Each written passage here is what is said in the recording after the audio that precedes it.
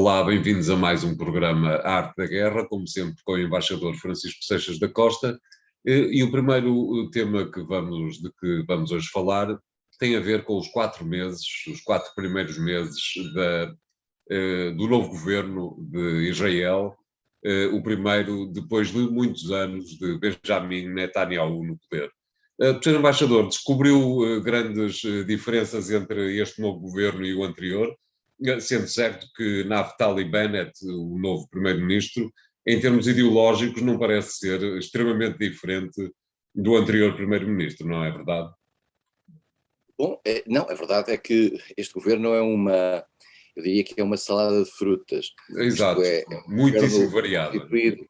constituído por partidos, naquela velha tradição israelita de que o eleitorado se divide por muitos partidos, e esses partidos criaram uma frente pura e simplesmente para afastar Netanyahu.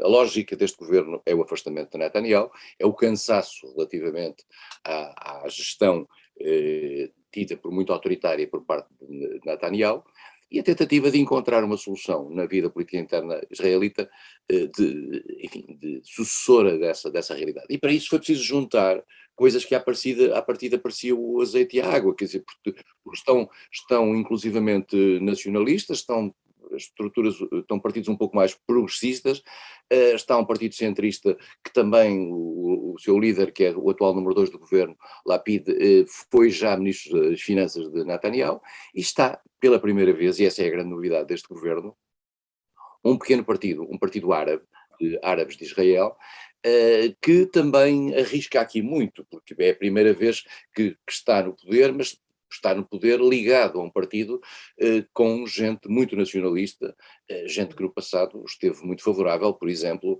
a ataques a Gaza e a outro tipo de atitudes, inclusivamente ao nível do alargamento dos colonatos, etc. E, portanto, é um governo que, eu diria que é um governo de unidade numa situação também complicada, que é a questão da pandemia, que também juntou estas pessoas, e é um governo que tem nos primeiros tempos mostrado, apesar de tudo, alguma capacidade de trabalhar em conjunto e alguns sinais interessantes. Um deles é importante, é alguma reação contra a criminalidade em áreas de árabes israelitas. No plano externo há algumas novidades, e a primeira grande novidade é uma atitude menos crispada do governo, contrariamente àquilo que se passava no tempo de Netanyahu, face à possibilidade dos Estados Unidos regressarem ao acordo nuclear com o Irão. E aí os sinais que vêm deste novo governo israelita são mais, digamos, mais abertos, dando um espaço a que essa hipótese possa ser trabalhada. Por outro lado, este governo deu sequência positiva àquilo que tinha sido alguma aproximação já anterior face aos países árabes que se tinham mostrado abertos a Israel. Convém ter um pouco a noção de uma coisa que nós acabámos por nunca falar aqui, que foi por que razão é que alguns países árabes se manifestaram favoráveis a isso, independentemente das questões de natureza geopolítica global, com aproximação aos Estados Unidos ou não. Alguns países árabes acharam que a maneira de darem um sinal aos Estados Unidos que permitisse, ainda estamos a falar da administração Trump, que a administração Trump não favorecer, por exemplo, o aumento dos colonatos, era estabelecer relações diplomáticas com Israel, coisa que, como é sabido, é uma coisa muito difícil de fazer para alguns países árabes, ou foi difícil de fazer. Nesta fase já não, tanto que eles próprios evoluíram de uma certa maneira, e têm eles como inimigo comum ligado a Israel, ligado aos países árabes, a questão do Irão. E por isso mesmo, os chamados Acordos de Abraão, que começaram a ser feitos com os Emirados Árabes Unidos, depois foram para o Bahrein, e de uma certa maneira a normalização com Marrocos também pode ser lida um pouco na mesma linha, são esse sentido. E este governo tem prosseguido isso. Tem prosseguido, além do mais, uma relação relativamente estável com a Jordânia. O próprio Bennett já foi à Jordânia, houve um pequeno acordo sobre um tema muito, muito sensível, que é a questão da água, e há ali um elemento importante, e há quem diga que o próprio Bennett pode ir aos Emirados Árabes Unidos e fazer uma visita aos Emirados Árabes Unidos. Mas tudo isto também depende de uma coisa que não é só Portugal que depende do orçamento. É que se um orçamento não for aprovado em meados do mês de novembro, a lei israelita obriga à realização de eleições. E por isso mesmo estamos aqui com esta dúvida. Os problemas que ainda podem surgir nesta coligação, os mais naturais são qualquer ação de natureza militar que possa ter lugar junto de Gaza ou na margem ocidental do Jordão, em áreas de tensão, poderia levar a uma ruptura de alguns setores, nomeadamente do Partido Árabe que está dentro do governo. E por outro lado, as construções, este tema sistemático das construções, quer seja na parte árabe de Israel, ou tida pelos árabes como sua, dentro de Jerusalém, peço desculpa, ou na faixa ocidental, também seriam elementos que podiam romper este governo. Eu devo dizer que a expectativa para este governo não é muito grande em termos de sustentação. Supostamente, em 2023, o número 2 deste governo iria ser o futuro primeiro-ministro. Exato, acredita nessa... Entre Bennett e Lapid para ser Vamos ver se as coisas se aguentam até lá. É verdade que esse sistema já foi tentado, nunca chegou a ser usado, mas já foi tentado entre Netanyahu e Benny Gantz. Mas parece que é uma coisa execuível, ao menos execuível. Bom, se o governo se prolongar no tempo, se houver sustentabilidade do governo, digamos, o compromisso para o aparecimento do número 2 atual como número 1 é possível. É um sistema um pouco, digamos, bizarro. Dito isto, olhando para aquilo que é a tradicional instabilidade do sistema político israelita, as probabilidades de isto se vir a realizar são, a meu ver, limitadas. Claro. A probabilidade de podermos vir a ter eleições por virtude de uma crise, enfim, da relação interpartidária neste governo é bastante elevada. Israel tem uma tradição cíclica de eleições e de crises, que no fundo não augura nada de bom relativamente a este novo compromisso, que é um compromisso, como digo, com algumas contradições entre si, que um qualquer evento mais violento pode vir a fazer suscitar. Uma última questão que é um fait divers interessante, digamos, dos países que o Sr. Embaixador nomeou, que estão anexados, digamos, ao Acordo de Abrão, faltava nomear ainda o Sudão e, estranhamente, o Kosovo. O Kosovo chegou a ser apontado como um dos países que iria assinar um dos acordos individuais de Abrão, mas o Kosovo, repentinamente, desapareceu da lista que Israel tem como oficial para estes acordos. Consegue perceber o que é que se passou com o Kosovo? Tem razão relativamente ao Sudão e a esse gesto. Relativamente ao Kosovo, a sensação que eu tenho é que o Estatuto Internacional do Kosovo, que não é um país das Nações Unidas, que não é membro das Nações Unidas, Exato. que é contestado por vários setores, o fazer este acordo com o Kosovo significaria o tomar uma posição na questão do reconhecimento do Kosovo. E essa questão do reconhecimento do Kosovo, como sabe, por Exato. exemplo, a Rússia não aceita o Kosovo, como vários países europeus não aceitam o Kosovo e não reconhecem o Kosovo. A Espanha, e portanto há aqui um elemento complicado. O Kosovo não é um país árabe, é um país islâmico, mas penso que Israel é capaz de ter tido alguma prudência e é alguma cautela diplomática apenas. Vamos fazer aqui o primeiro intervalo de hoje, voltamos já de seguida. Até lá. Bem-vindos à segunda parte de Arte da Guerra, desta vez para debatermos um pouco qual será a agenda da próxima reunião do G20 que terá lugar no próximo fim de semana. A agenda parece ser um bocadinho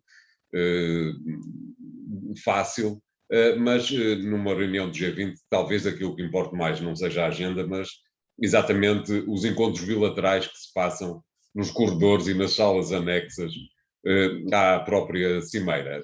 Como é que observa a agenda desta cimeira do fim de semana, Sr. Embaixador? A agenda está muito marcada pela sequência imediata da reunião do COP26 sobre o clima que tem lugar em Exato. Glasgow, no Reino Unido. E, portanto, é muito importante saber e conhecer aquilo que é possível consensualizar entre países que representam quase 90%, 80 e tal por cento do PIB mundial.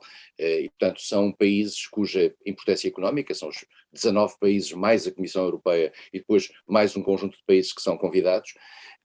Essas economias, a possibilidade de haver um acordo entre elas relativamente a medidas, volto a dizer, ligada a esta questão climática, mas também há outras medidas. No passado, o G20, particularmente a partir de 2008, começou a tratar de outras questões, nomeadamente os paraísos fiscais, as questões financeiras globais, tudo questões que têm a ver com a governança à escala global. Para esta reunião, essencialmente a questão do clima está em cima da mesa, temos também a questão da pandemia e a questão das medidas de natureza económica para fazer face à pandemia, com os reflexos que isso pode ter em termos de determinadas instituições internacionais, nomeadamente as de Bretton Woods, o Fundo Monetário e o FMI, que têm alguns projetos que se ligam às facilidades dadas a alguns destes países, portanto alguns deles dependem muito disso. Eu diria que a grande estrela desta reunião vai ser claramente Joe Biden, tendo em atenção que Putin já disse que não ia, ao que parece porque tem a ver com as questões da pandemia, que está a agravar-se fortemente na Rússia. Xi Jinping, que já não sai da China desde 2020, também não terá confirmado a sua presença. O primeiro-ministro do Japão não vai, porque tem eleições gerais. Bolsonaro também é capaz de não ir, dada a situação de turbulência que se vive no seu país. E também não vai o presidente mexicano, que desde que tomou posse nunca saiu do país, nunca fez visitas internacionais e, portanto, não tem uma agenda internacional. Portanto, Joe Biden vai ser a grande figura desta reunião e pode dar, digamos, um certo elan àquilo que é o papel do G20 à escala internacional. É uma forma, digamos, intergovernamental de trabalho que vai para além do G7, os famosos as grandes economias mundiais, e que, de certa maneira, representa uma tentativa de criação de compromissos de uma escala muito elevada, porque a partir do momento em que o G20 acorda em determinadas coisas que vão para além daquilo que cada um deles em particular decide fazer, isso também é uma mensagem para o resto do mundo. E no resto do mundo estamos nós, por exemplo, porque obviamente que a relação do G20 com a União Europeia, com os países da União Europeia que lá estão, que não são muitos, é importante e a União Europeia tem ali um papel de peso com os Estados Unidos dentro do G20. Pegando nas suas palavras, segundo as quais a estrela é Joe Biden, creio que será a primeira vez que Biden se vai encontrar com uma série de países, de representantes de países da União Europeia, exatamente depois da assinatura do AUKUS. Acha que também o AUKUS fará parte da agenda escondida, vamos dizer assim, do G20? Repare, da União Europeia vão estar presentes a Itália, a França, a Alemanha, a Holanda como país convidado, e depois fora disso está o Reino Unido, mas que já não é da União Europeia. E, portanto, eu não sei se há alguma falta de contacto com alguns destes países. Vamos ver a Itália, que tem um papel importante neste aspecto, enfim, que é sede, inclusivamente, da própria reunião, porque há um ponto interessante no G20, é que o G20 não tem secretariados. O secretariado é feito pelas várias presidências que, entretanto, se vão sucedendo. E isso, digamos, dá uma importância às presidências, o que dá uma importância, neste momento, à Itália e ao papel que a Itália tem. Enfim, as reuniões bilaterais são sempre momentos importantes e muitas destas reuniões multilaterais, no fundo, são disfarçadamente o somatório também de pequenas reuniões de natureza bilateral que podem funcionar. E, portanto, acho que é importante para Biden, de facto, ter pela primeira vez uma conversa, para além daquela conversa telefónica que já teve com Macron, e esta questão é muito importante. Vai tê-la com certeza com Angela Merkel, mas Angela Merkel vai ser para se despedir, porque o governo governo alemão está a acabar, não podendo ter Putin, e na hipótese também não ter Xi Jinping, digamos que, é como eu digo, o papel de estrela da Mas companhia claro, fica nas mãos de Joe Biden.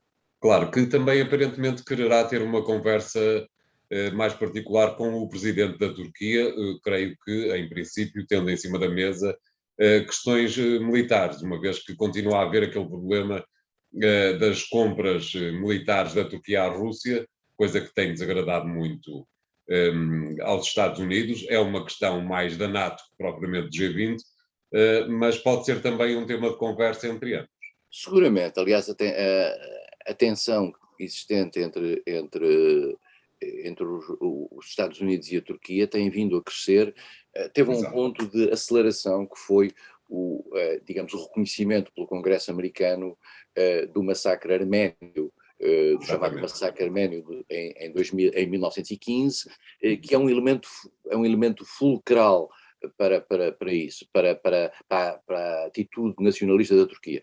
Mas, além do mais, a Turquia teve recentemente, enfim, foi anunciado há dias, um gesto eu diria, de provocação da comunidade internacional, ao querer considerar persona não grata um conjunto de vários embaixadores ocidentais, num gesto porque esses embaixadores tinham subscrito uma carta pedindo a libertação de um líder político da oposição, que está preso, não obstante ter havido da parte da comunidade internacional uma rejeição relativamente aos fundamentos dessa mesma prisão, mas Netanyahu considera, peço desculpa, Erdogan considera que o tipo de ingerência que essa carta configura é algo que obriga a uma reação muito forte por parte da Turquia e, portanto, a considerar esses embaixadores personas não gratas. É um gesto da maior gravidade, sob o Claro, ponto de vista internacional, e muito raro, tendo em conta os países envolvidos. Às vezes isso faz-se com países mais frágeis, ao fazê-lo exatamente. com países da dimensão dos que são. Erdogan está a fazer uma provocação que, a ser levada à prática, pode ser que haja algum recuo de última hora, mas a ser levada à prática é algo muito grave e que dificultará a sua posição. Mas Aquilo que claro, o António disse relativamente aos Estados Unidos e à questão da NATO, é evidente que Erdogan está a esticar a corda com os exato. Estados Unidos, está a esticar a corda ao fazer os acordos que faz com a Rússia, e os acordos com as incidências militares, mas também está a esticar a corda numa outra área importante, que é a área africana, onde Erdogan está a ter uma ação, a Turquia está a ter uma ação muito forte, parte da qual em algum conflito com certos setores da comunidade ocidental. Muito bem, vamos fazer aqui o segundo intervalo. Voltamos já de seguida com o último tema de hoje. Até lá. Bem-vindos à terceira parte da Arte da Guerra, desta vez para rumarmos a uma ilha paradisíaca ou não, depende dos pontos de vista, como em todas as ilhas caribenhas, Barbados, onde, surpreendentemente, ou pelo menos sem que ninguém estivesse à espera, Sandra Mason foi votada pelo Parlamento como a nova presidente de Barbados, que passou a ser uma república e deixou de ter, na sequência desta decisão e desta eleição, deixou de ter a Rainha Isabel II como chefe de Estado. Como é que observa esta, para alguns pitoresca, para outros interessante, decisão de Barbados? Convém contextualizar isto Claro, no quadro global da comunidade britânica. A comunidade britânica, quando se criou, na altura chamava-se Comunidade Britânica, depois perdeu o nome de Britânica, nós é que continuamos a chamar-lhe Comunidade Britânica, exato. ela oficialmente não se chama assim, que hoje tem 53 estados. Alguns desses estados mantiveram, pelo modo progressivo como se fez a sua independência, mantiveram a rainha, porque estamos a falar sempre, neste caso, da mesma rainha, como chefe de Estado. Chefe de Estado numa função puramente decorativa e uma função muito de ornamentação Claro, constitucional. claro. E, portanto, os outros Estados, estamos a falar de 15 Estados neste momento que existem, que têm a rainha ainda como chefe de Estado, os mais importantes são o Canadá, a Austrália e a Nova Zelândia, digamos. Estes são, digamos, os países que verdadeiramente contam para isto. Depois o resto são ilhas do Pacífico e alguns países das Caraíbas. Ao longo destes anos já tem havido países que decidiram retirar a rainha. Estamos a falar da rainha porquê? Porque isto é muito pessoal, como aliás no caso da comunidade. A comunidade também é pessoal, a rainha é chefe da comunidade, mas quem lhe suceder não é necessariamente chefe da comunidade. Tem que ser decidido pela própria comunidade. E neste caso a rainha Isabel II é chefe de Estado e do governo destes 15 países. Houve países já no passado em que ela deixou de ser chefe de Estado do governo, no caso de Trinidad e Tobago, creio que das Maurícias, houve vários casos em que isso já sucedeu, 4 ou 5 casos, e agora houve essa decisão. E esta decisão, como é que ela se faz? A governadora-geral, que era no fundo a representante da rainha, passa a chefe de Estado. Nada muda, eu diria, quase no panorama institucional interno, porque curiosamente, a governadora-geral, os discursos que fazia já eram discursos escritos pelo primeiro-ministro dos Barbados e lidos por ela, tal como acontece em Londres, nos discursos da rainha. São todos, sem exceção, convém que isto se saiba, e que seja sublinhado, escritos pelo governo e lidos pela rainha. E, portanto, agora foi essa transição. A governadora-geral, porque o Reino Unido, nestes países, tem uma governadora-geral, que no fundo representa a rainha, assume a função de chefe de Estado, e pronto, mas o país mantém-se na comunidade britânica. Isso é importante que se diga. O país mantém-se na comunidade britânica e a comunidade britânica, enfim, não tem uma tendência a diminuir. A comunidade britânica tem países em todos os continentes. Tem no continente americano, por exemplo, o Canadá, a parte dos países das Caraíbas, tem Malta, Chipre na Europa, tem na África uma imensa variedade de países, muitos países, quase 20 e tal países, dos quais os mais importantes são a República Sul-Africana e a Nigéria, e depois tem a Índia, tem o Paquistão, tem a Nova Zelândia, tem a Austrália, portanto, e depois um conjunto de ilhas no Pacífico. É uma comunidade de vontade de livre, as pessoas estão ali porque querem, porque acham que têm enfim, algo de comum, que tem muito a ver com a tradição colonial. Agora, há quem diga que este gesto de Barbados, num tempo em que há uma rejeição quase identitária daquilo que são as tradições coloniais, pode criar uma dinâmica de bola de neve. Exatamente. Que outros países se sintam tentados a fazer a mesma coisa. Vamos ver. De qualquer forma, como digo, o efeito prático disto é nulo, no plano político, mas traduz, de uma certa maneira, o fim de um certo tempo. E a ideia é resgatar, definitivamente, a independência, passando a chefia do Estado para os locais. Parece-lhe que pode haver alguma influência desta libertação, entre aspas, vamos dizer assim, destes pequenos países, que de facto, do ponto de vista geopolítico, não são propriamente da primeira divisão, com um plano, um nível bem mais profundo das ligações do Reino Unido às suas regiões. Estou a perguntar isto porque convém recordar que a Escócia, por exemplo, é uma região do Reino Unido que não queria sair do Brexit. A Irlanda do Norte é uma região do Reino Unido que não queria sair do Brexit, e o chapéu, querendo sair do Brexit, acabou por impor a sua vontade. Parece-lhe que há aqui qualquer coisa que pode correr mal para o Reino Unido? Eu volto a dizer, parece-me que isto tem a ver mais com o ar do tempo. Este ar do tempo no sentido de toda esta discussão sobre racismo, sobre a revisitação do passado, sobre a memória colonial e a necessidade para alguns de a tratar diferentemente no plano histórico, leva a que haja dentro destes países uma pulsão, no sentido de se desligarem daquilo que era o eixo tradicional da sua tendência histórica. Porque há aqui um ponto importante para separar, por exemplo, a comunidade britânica, da CPLP, é que a esmagadora maioria das independências da comunidade chamada britânica foram feitas de forma pacífica.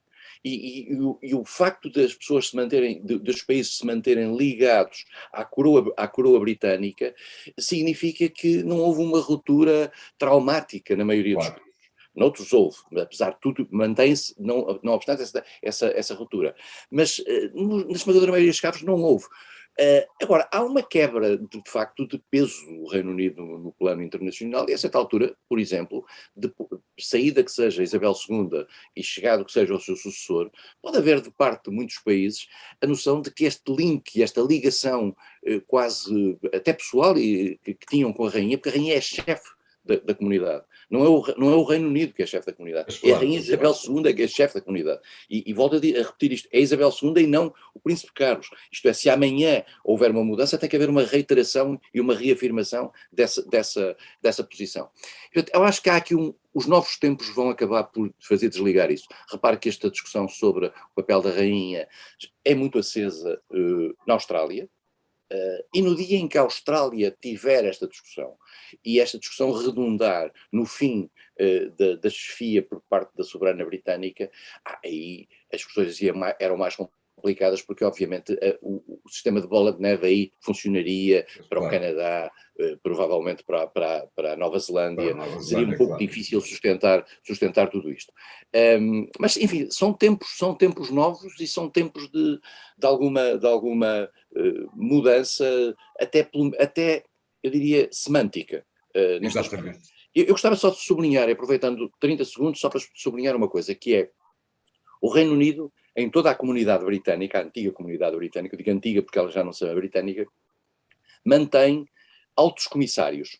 E esses mesmos países mantêm em Londres altos comissários. Portanto, não são embaixadores, no sentido tradicional. O que não significa que não sejam tratados diplomaticamente a um nível elevado, tendo em atenção que o próprio Ministério dos Negócios Estrangeiros britânico, que nós tratamos por Foreign Office normalmente, não se chama assim, chama-se Foreign and Commonwealth Office. Portanto, o que significa que são estrangeiros também, mas há uma diferença que é estrangeiros e da Commonwealth.